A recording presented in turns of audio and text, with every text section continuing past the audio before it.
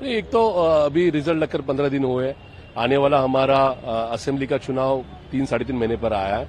उसको मद्देनजर रखते हुए आदरणीय पवार साहब ने जो हमारे 8 सांसद जो चुनकर आए उनको लेकर एक कोऑर्डिनेशन मीटिंग लगाई थी, जिसमें आने वाले 24 को अधिवेशन चालू हो रहा है, सेशन चालू हो रहा है लोकसभा और राज्यसभा का, जिसमें आने वाले जो हमारे सेशन में हमारे जो नए सांसद आए उन्होंने 100% वहां पे प्रेजेंस उनका रहना चाहिए। उसी के साथ जो जाति न्याय जनगणना है, जो सेंसेक्स है, जो जात के आधार पर होने वाला है, उसके बारे में और ज्यादा मांग रखनी चाहिए। महाराष्ट्र में जो मराठा, धनगर और लिंगायत रिजर्वेशन जो पेंडिंग है, वो इश्यू सेंट्रल गवर्नमेंट पे दबाव बढ़ाना चाहिए। उसका कारण है महाराष्ट्र में गए 2-3 साल में जो हो रहा है वो सब गलत हो रहा है। इसमें काफी लोग सुसाइड कर रहे हैं, जान जा रही है। उसी के साथ कायदा सुव्यवस्था का जो माहौल है, यानी लॉ एंड ऑर्डर का जो माहौल है, वो खराब होते जा रहा है। इसीलिए ये रिजर्वेशन जल्द से जल्द होना चाहिए।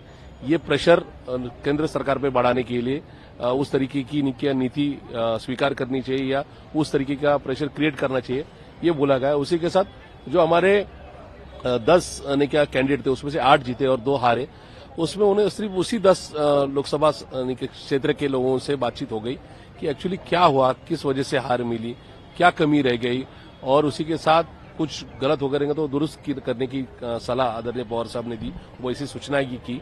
और उसी के साथ अगले 3-3.5 महीने में हम लोग MVA इंडिया अलायंस के बैनर के तहत ही विधानसभा, महाराष्ट्र की विधानसभा यानी असेंबली लड़ रहे हैं। तो उसी में हमारे में कहीं भी डिस्प्यूट ना हो, उस तरीके के किसी के गलत स्टेटमेंट की वजह से इंडिया अलायंस में, MVA में कोई बिगाड़ी ना हो, इस तरीके की सूचनाएं आदरणीय पवार साहब ने की। और मुझे ऐसे लगता है कि हम बहुत जोश के साथ आने वाली असेंबली का चुनाव लड़ेंगे। सीट शेयरिंग को लेकर भी क्या कुछ डिस्कशन हुआ था? नहीं, बिल्कुल नहीं। कुछ ऐसी रिपोर्ट्स आई है कि पवार साहब ने कहा कि हमने जो है 2 कदम पीछे लेके कम सीटों पे अगर हम ज्यादा पे लड़ते तो और ज्यादा आती। देखो ये बात तो नहीं, ये देखो सीट की शेयरिंग की कोई बात नहीं होगी। उसका कारण है कि आने वाले 25 तारीख को MVA की फर्स्ट मीटिंग मुंबई में हो रही है सीट बंटवारों के बारे में, इसलिए उसके बाद ही हमारी पार्टी बैठेगी कि कौन से सीट्स वो ऑफर कर रहे हैं और हमें कौन सी चाहिए। लेकिन कल पवार साहब या जो 15 दिन में साहब से जो बात कर रहे हैं, मिल रहे हैं, उसके हिसाब उस मीटिंग के बाद जैसे पता चलता है, ये बात तो तय है कि आदरणीय पवार साहब इस राज्य के, देश के बड़े नेता होने के बावजूद उन्होंने MVA इंडिया अलायंस में कोई खराबी न हो, इसके लिए सिर्फ 10 सीट ली। हालांकि 99 में हमने 48 सीट्स पे चुनाव लड़ा था।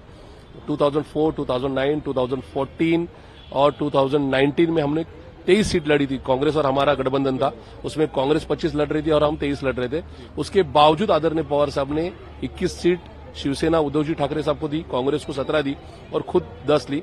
अगर वो जिद करते थे आदरणीय सोनिया जी गांधी, आदरणीय राहुल जी गांधी, मल्लिकार्जुन खड़गे साहब और उसके साथ उद्धव जी ठाकरे ना नहीं बोलते थे। लेकिन पवार साहब ने मेरे सीट ज्यादा मांगने की वजह से अगर अलायंस टूटती है तो वो ठीक नहीं रहेगा, ये सोचकर 10 सीट ली। लेकिन इसका मतलब विधानसभा में यानी असेंबली के बंटवारे में कम सीट लेंगे ऐसा होता नहीं है। सीट्स ठीक तरीके से ही मिलेगी, कोई उसमें कमियां नहीं रहेंगी।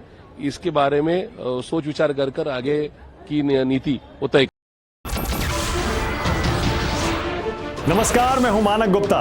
अगर आपको हमारा ये वीडियो पसंद आया हो तो इसे लाइक और शेयर जरूर करें, और हां, हमें सब्सक्राइब और फॉलो करना ना भूलें ताकि आप देश और दुनिया की कोई खबर मिस ना करें। तो जुड़े रहिए हमारे साथ और देखते रहिए News 24।